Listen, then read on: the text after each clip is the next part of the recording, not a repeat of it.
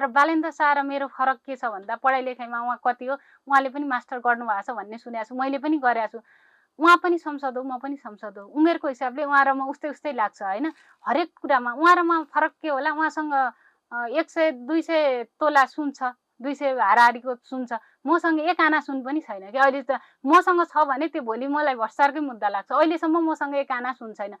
तर म 18 वर्षदेखि काठमाडौँमा धेरै सङ्घर्ष गरेर कालीकोटबाट पुगेर मेरो भाइ बहिनीदेखि आफन्तको एउटा संरक्षित भएर मैले लागेको मान्छे हो। तर अहिलेसम्म मैले एउटा खुट्टामा जुत्ता फेर्नको लागि मैले 100 पटक सोच्नुपर्छ।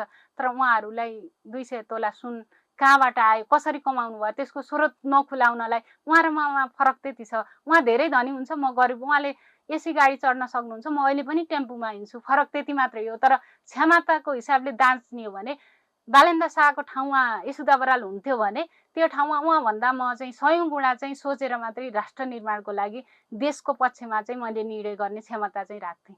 त्यो कुरा म ठोकुवा नै भन्छु।